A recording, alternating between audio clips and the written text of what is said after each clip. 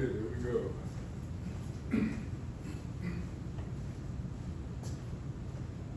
So this time we're gonna pick up where we left off with that problem that's gonna turn into the cycloid. And I'll just remind us where we were. It's a good one. You guys are gonna like this. So we had the cycloid, just for remember. And X and Y, you had 2 pi radius r. And the parametrization was following: r theta minus r sine theta. And we derived this r minus r. So it's theta. Theta goes from 0 to 2 pi. And that's just a geometrical thing, and we already figured out. Actually, hopefully you guys got the length of it during the lecture yesterday, right? The last time. So we had that. But then we want to do dynamics, seemingly completely unrelated problem. And this was going to be mass times acceleration, charge times electric field. Actually, let's put the vector here. So mass times acceleration like that, charge times electric plus Q V cross B. And we're going to solve that with, we're going to solve it generally enough. The initial condition we'll choose is we'll let our particles start at the origin, and we'll have E and B fields constant in a certain direction, and we'll see what happens. So we had worked our way through this a bit. We said we're going to let E be constant E times J hat, and B was going to be a constant magnetic field times K hat. And then we needed the V cross B, which we did with the old determinant rule. Just expand this out. X dot, Y dot, Z dot, 0, 0, B, we only had a Z component. And then we had for the I hat, we had Y dot B. For the J hat, we had X dot B with a minus sign. And for the K hat, we decided to suppress it. Okay, we decided to suppress the Z motion. We already talked about that last time. So now we put that together, and we have M X double dot equals no E component, but this X component right here, so equals Q Y dot B and My second derivative would be QE plus Q, and then we had the negative X dot B, so we could put a minus sign here by hand. Negative Q X dot B. And like I said, Z will suppress. We already figured out it would just be constant velocity. And it would be independent of these two, so we don't need it. Good, so what do we do now? We want to solve it, right, for all time. And there's a useful trick here, and that is we're going to take a time derivative of this equation here. So I'll name these 1 and 2. I'm going to get you guys started on this one far enough so that the rest of it will just flow. So I'm going to take the time derivative of this, and we're not used to having a third derivative, but that gets rid of this constant term. And here, I'm going to have minus Q B X second derivative. Okay. But I can keep going because I have an X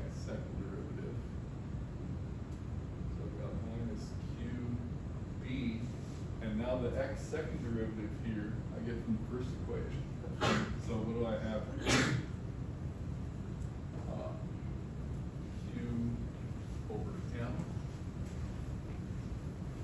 B and Y dot. Okay. So that's looking more complicated, but this is the key to everything here. So let's take this equation and study it carefully. I'm going to reformulate it in this way.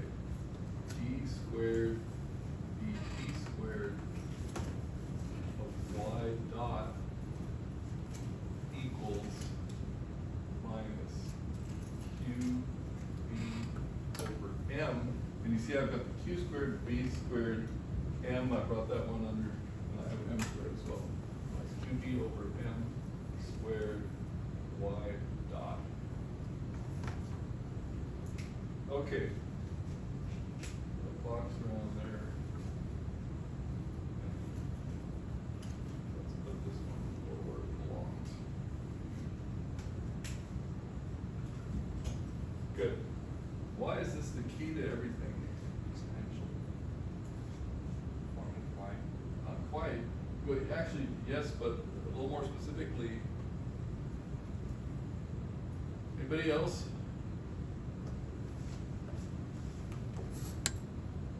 It is an exponential function, but actually a little more general. Exponential function is a little more general than we're looking for. Anybody recognize this differential equation?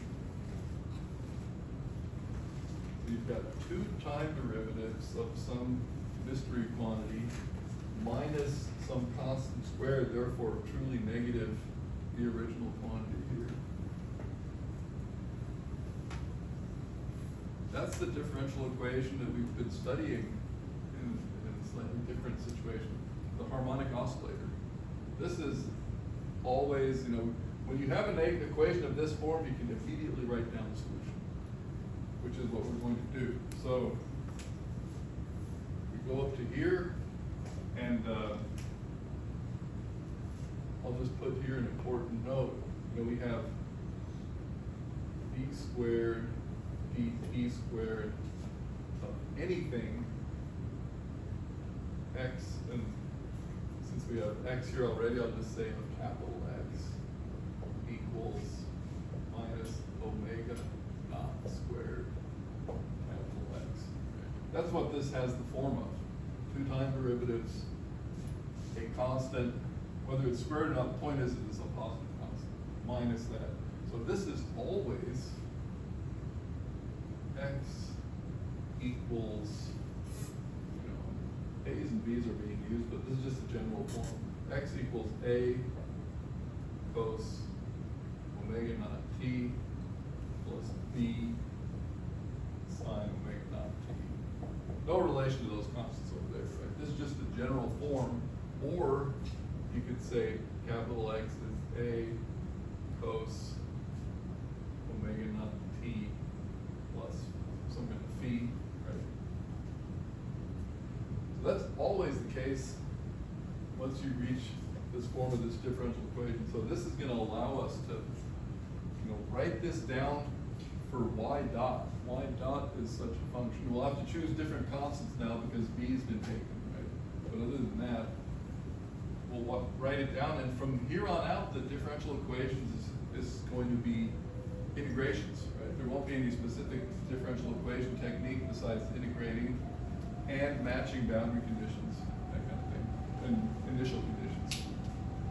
So I'm going to do a little bit more with this, but that's what I'm going to leave you guys with. And then as you work your way through, you'll find that there's a linear, you see, we're headed here, right? There's going to be a linear term in t. There's going to be a linear term in t because this say that it'll be like an omega t type of linear term. But it's going to come out, and that's a pretty satisfying problem. So let's just do one more step. You see, this capital X here, that's my y dot. But then having that, I can just do one more integration. I'll start collecting integration constants, and that's what you're going to have to carefully match. because you'll have this and then you'll still have these conditions to satisfy. And that'll take care of the phase relations. When you go back with that general solution into these and you have to match the particular conditions, you know, what X dot and Y dot do. Good, so let's take one more step on this. This was part of next week's section. How many do we have for next week already? Two, including this one. Two including this one, perfect. Oh, I know, the other one was the local minimum of the inverted cycle. Yes, we'll take one more step, two more steps here. And then you say a couple more words about it. So what do we have now? So apparently, y dot, the first time derivative of y, is equal to, and I have to choose new letters now. We'll use C and D, they haven't been taken. C cos omega naught t plus D sine omega naught t. And what is my omega naught? That's right. So omega naught is QB over M. And you may find it more convenient just to keep using this until you're ready to tie everything together. So yeah, in order to, if you integrate this thing, this is trivial integration, right? You're gonna get the integral of this, C over omega naught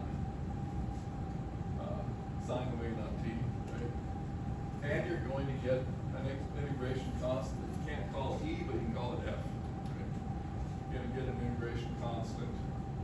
And then you're just gonna go into here. You can also take this y dot already and go into here and integrate it up one time as well. Okay. But yeah, the order that you choose to solve these now, that's just up to your good taste. Plugging them in one to the other. You'll know you have it right. First of all, when you actually, even before you get the cycloid out of it, you'll know you have it right if you take your final result and make sure that it satisfies these two equations. That'll be the case, and that'll set up certain phase relations. But yeah, that's a great one. So yeah, we have a couple good things that we can already talk about if you get a chance to work on and talk about next Monday, Tuesday. Actually, I keep forgetting. We don't talk about these things until, but the recitation is still open to discussing these. Any questions you guys have? Good. So that was the dynamics in 2 dimensions. I'm gonna move into, so anything else to say? You guys have any questions on this one? Yeah. So that question is one of the homework questions for that? This whole problem was one of the homework questions. So yeah, let me write this out finally. I think I mentioned it the other day. So homework is complete. The problem, yeah, let's make sure we have this up here black and white. So complete the problem so that you have your x of t and y of t, final result there. And the other thing is your constants will all be in terms of what's here, right? In terms of what's here in the problem, so Q, B, M, and E. Right? So all your constants will be in terms of that. And then when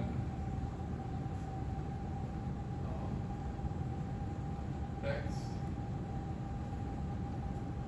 of t equals 0, y of t equals 0. In other words, when your initial conditions are to be at the origin and at rest, y dot. So if you use those initial conditions, then you're going to get the cycloid.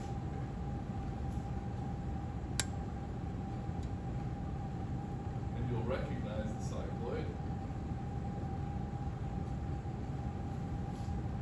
And you obtain the cycloid. Cycloidal motion.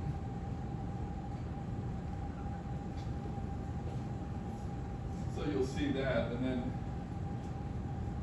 you can even see what that quantity that we called radius was. You know, it'll be in terms of B and E as well. Okay. B, E, and N as well. So yeah, once you get that final result, you can inspect it to make sure it all makes sense. But we already see what that omega is going to be. That omega naught QM over B. So you're going to have that linear term. You know, we had x equals r theta minus r sine theta. That's going to have to turn into something like, I'm just going to leave the r there, omega naught t minus r sine omega naught t, and that omega naught is going to be, wherever you erase, oh, there, that omega naught is going to be that. So it's all going to come together. Really great problem. Good, and that's where I'm going to leave that. And once again, this was the parametrization of a curve. I have to stress that these x and y and z were Cartesian coordinates. Okay, so we're going to go to something that looks a little similar, but is not going to be Cartesian coordinates. We're going to start studying plane polar coordinates. So that's our next topic. Everybody's seen plane polar coordinates before? Once or twice. Okay, but you definitely haven't seen it as far as we're going to take it. And then we'll do the same thing with what we're going to do with plane polar with spherical coordinates. Okay, I'm going to erase all this stuff.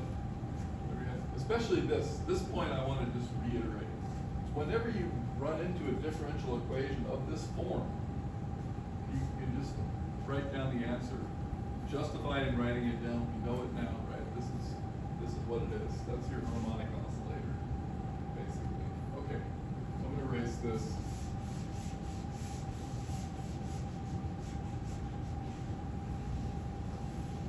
So yeah, plane polars you've seen before. How about spherical polar coordinates? Seen it before anywhere? I'm guessing you need 2 angles and a radius. Yeah, 2 angles and a radius. The thing is, what you're going to see is the formulas, velocities, acceleration, etc., become really complicated. But it's always the minimal amount of complication. So when you have a practical problem and you go to those coordinate systems, it's because they are the simplest. And the full complicated generality doesn't usually come into play. They're used when you have a certain symmetry. So, but anyway, let's look at plane polar coordinates first of all. So now we're doing dynamics in 2 dimensions. Explicitly in 2 dimensions. And of course, Newton's law, just for fun, or r dot at t, just, you know, that's the general thing we're looking at in 2 dimensions. But if you're in 2 dimensions, moving in the plane, then you have different ways of describing, you know, the dynamical problem is to find the position with respect to time. Final solution to a dynamical problem, you found position with respect to time, you know everything about it. Okay. So here we have this vector r, that's the position, and the way we're going to express it is in terms of the angle it makes, positive x-axis, and its magnitude. Now the question is, if our dynamical quantities are now r and phi as functions of time, and then if we knew r and phi as functions of time, we could trace this thing moving around the plane as well. That's what we're going to build up, plane polar coordinates. Yeah. So there's a very nice, well-defined, I'm going to keep that picture up there, well-defined progress here. First of all, we have to go to our original vector, and that's r cos p with the x plus r sine of p with the y, and we're equally comfortable doing it as an ordered pair, r cos phi, r sine phi. And then we have to start taking derivatives.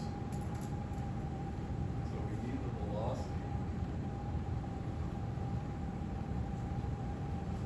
And now it's all about the chain rule. See, I'll work on this top one here.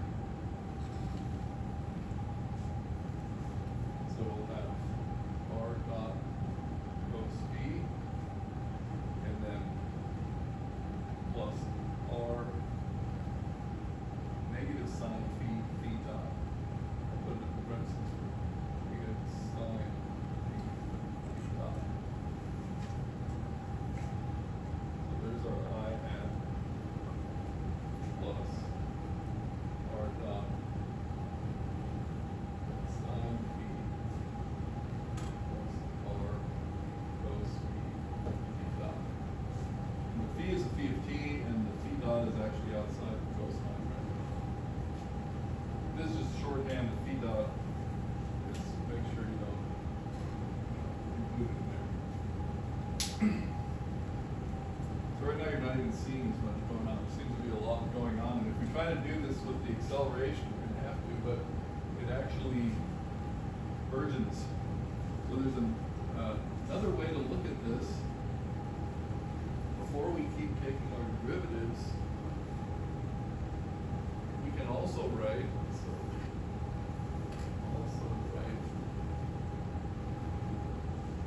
vector r is equal to its magnitude times a unit vector. Now this unit vector is going to be interesting. This unit vector is going to be interesting, and at first you're thinking it's going to be a nightmare, because this unit vector, say I attach it here, it's going to move. So unlike I, j, and k hat that are fixed once and for all, this is actually a vector that moves, because if we're over here, then that unit vector is now pointing in another direction. But nonetheless, because it's a unit vector, we're going to see it's not going to complicate life. Okay? So we can also write this, and now if we're taking the time derivative to get the velocity, we have r dot r hat plus r hat time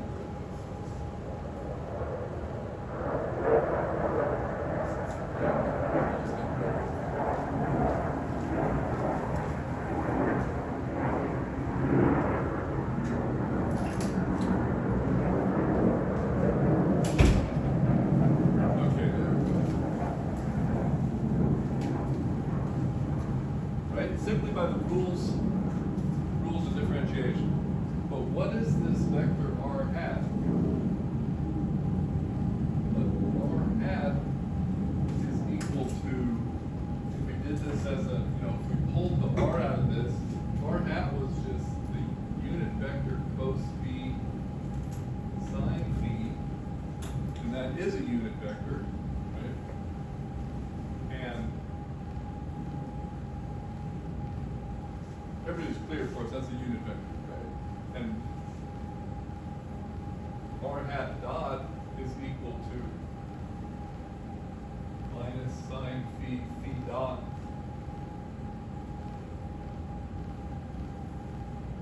cos phi dot. So it's equal to phi dot times minus sine phi cos phi. So I'm going to put all this together and show you how these things are quickly generated. So the time derivative of that unit vector is phi dot times another unit vector. And this unit vector here just happens to be perpendicular to r hat. So So if that's r hat, then minus sine phi cos phi is a unit vector, that's phi hat. Okay, so r hat is equal to cos phi sine phi, clearly a unit vector. Phi hat is equal to minus sine phi cos phi. So how do you know those two vectors are perpendicular? Dot product, right? And it's first times the first plus second times the second. Both times you get a minus sine phi cos phi plus sine phi cos phi. Okay. So they're perpendicular, they're unit vectors, and that's really what you need in mechanics. You don't care if these unit vectors are flying around, we'll deal with that later. As long as they are perpendicular and of unit one, of unit magnitude, you're in good shape. So now we can already write down some stuff that we have here now. So what we have is R is equal to R unit vector R hat, and phi or R dot is equal to what? Now we actually wrote it out, we have to pick it off. I'll do it in red right here. So we had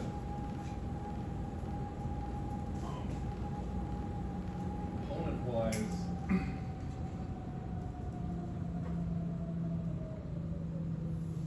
can just write it out and then we'll pick it off here. So what you end up with is, since you got R dot R hat and R hat dot, so that's R phi dot phi hat, so plus R phi dot phi hat. Okay. That's all it comes for. So that all comes together now, right? I had done this, so I was able to go in there, and then my R hat dot was phi dot times, in fact, let's make sure we have that right there as well. Phi dot times phi hat. And again, so those are those unit vectors.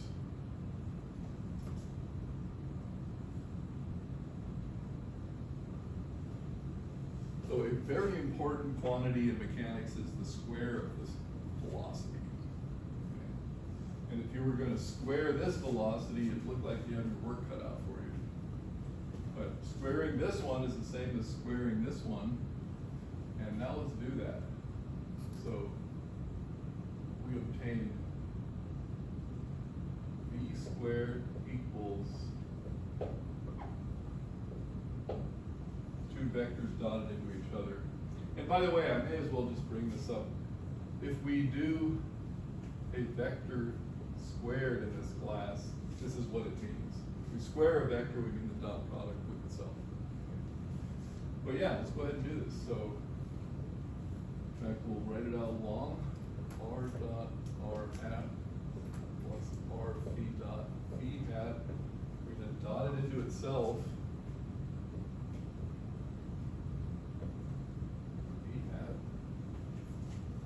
Here's where the good stuff happens. Do the first times the first. Okay. We get R dot squared.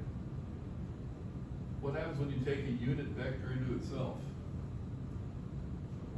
You get one. Right? So the first term here is just R dot squared. Now we're going to do the last times the last. Same thing's going to happen. We're going to get R phi dot square it, then we're going to have phi hat dotted into itself, also a 1, because right, they're unit vectors. So we have plus R squared phi dot squared. Now what about these cross terms? R dot R hat, R phi dot phi hat. See?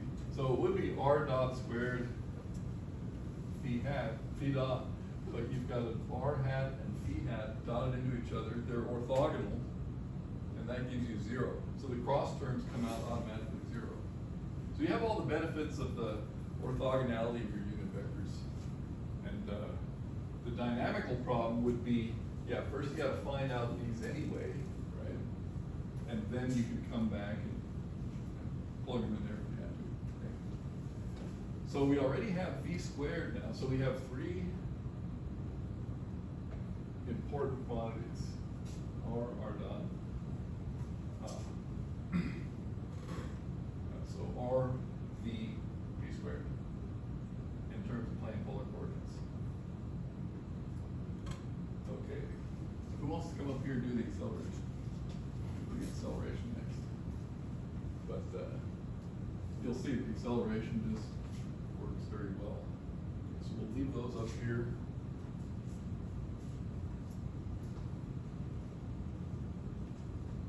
And we'll actually take it from the top just to show how this goes. Okay, so we have these three results we can work with. And we have these up here. Okay. So we're doing position, velocity,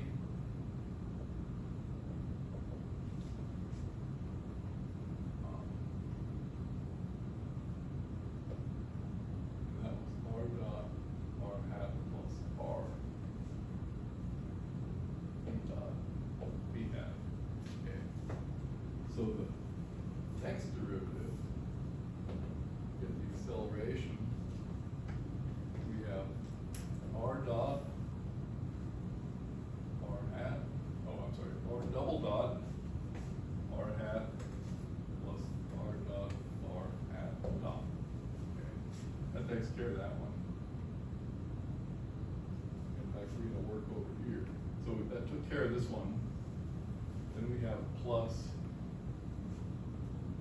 R dot, B dot, B hat. We're just doing chain rule, plus R, B, double dot, that's two dots, B hat, plus R, B dot, B hat, dot. So apparently we have to do one more unknown derivative. The other ones we're just gonna fill in with what we know, okay? So, but B hat dot is the time derivative of this guy minus sine B cos B equals minus cos B dot minus sine B dot. So equals minus B dot times what? R hat again. Yep. So minus B dot times R hat. Yeah, once we have these, we'll see they make complete sense. So if we can put this all together, we get R hat plus R dot and R hat dot.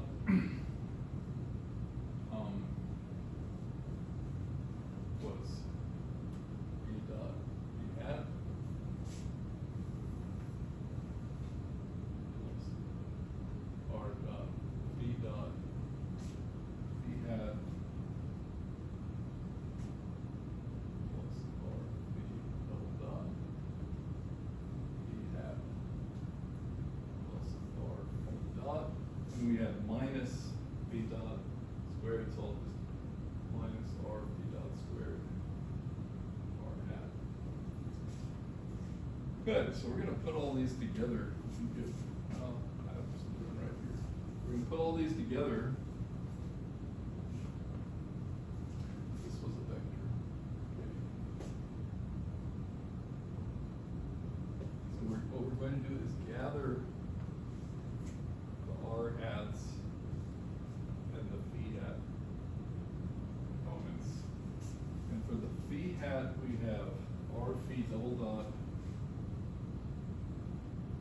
plus two of the same, two R dot phi dot. And for the R hats, we have minus R phi dot squared. So there's our grand result.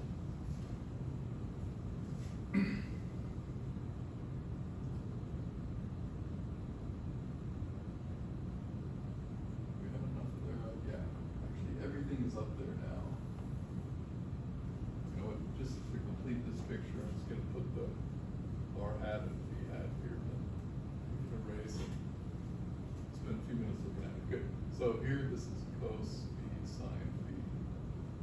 And this is minus sine phi cos phi. Okay. Unit vectors, orthogonal, and we have these relations now. This one, and this one.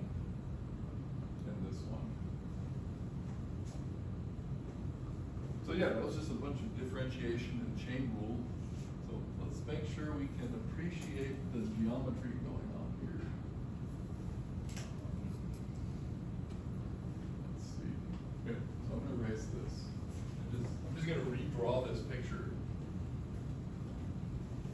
a little bit bigger, and we can see what's going on.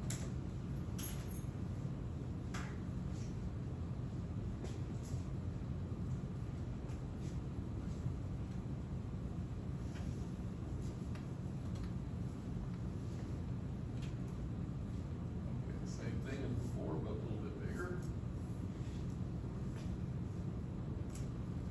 X and Y, we're out here at some point. Angle phi. And there's our R hat. And the one thing you can see is if R is kept constant, if the magnitude is kept constant and phi changes,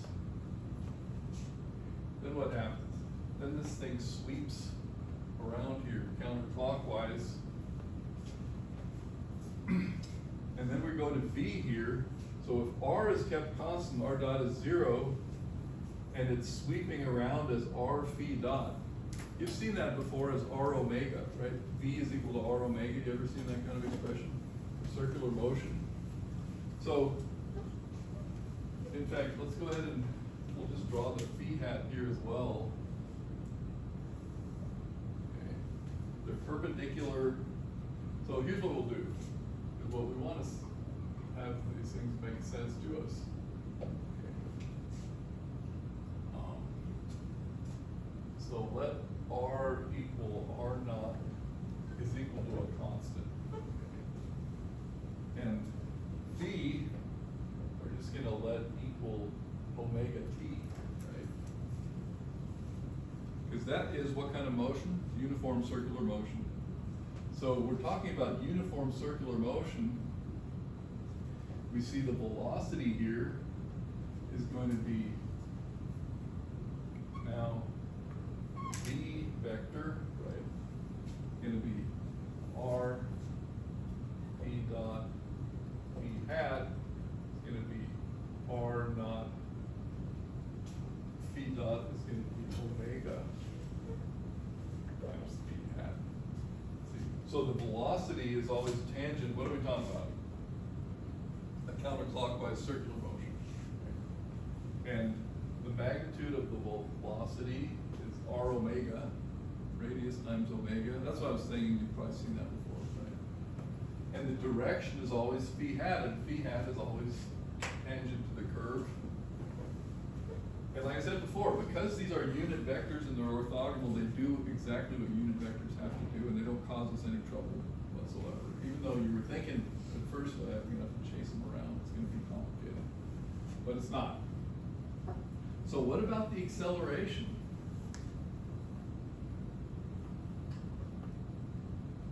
What's the acceleration vector going to do now?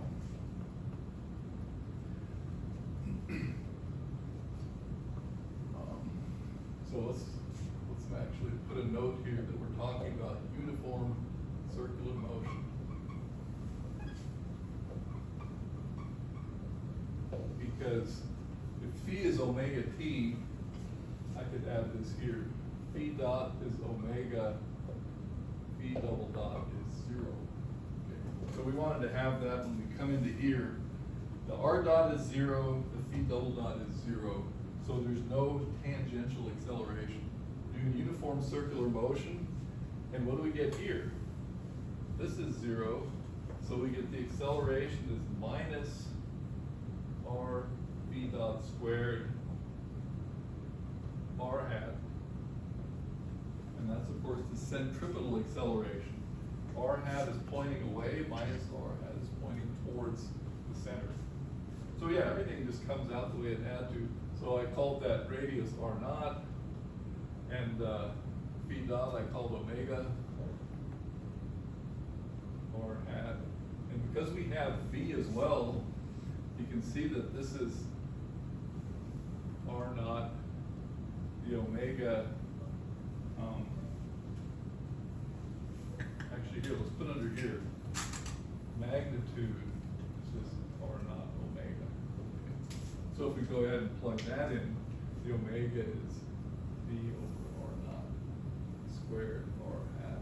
And that's the famous V squared over R, in this case R naught, R hat. That's the famous V squared over R expression for acceleration. So you can see all of it just flows. You didn't have to visualize it for it to be true, but it's good to visualize these things and good, yeah, so that is, you know, the important example, uniform circular motion. And you can see now if the circular motion is not uniform, it's gonna pick up the tangential component, because these terms will no longer necessarily be zero. Now, if R is constant, this one's still gonna be zero, but then your tangential acceleration will come from this V double dot. Good, so having done this, we still got a minute or two. So now how do we write down Newton's law? Newton's law of motion for plane polar coordinates. That shouldn't be bad. In fact, it's gonna look a little more complicated, but this is A, so Newton's law, which is mass times acceleration, its force has to be written this way. It's going to have the two components, so we'll have M R double dot minus R V dot squared is equal to F sub R and then M R V double dot plus 2 R dot V dot in the V F sub V. And that would be the projection of your vector onto these two vectors here. So your vector would just exist in space. So for example, if this thing were subject to gravity like that, then you'd have to project this gravitational vector onto these two different directions. And that would be the Newton's law. So now what do you have? You have 2 second-order differential equations. Got your work cut out for you, right? 2 second-order differential equations.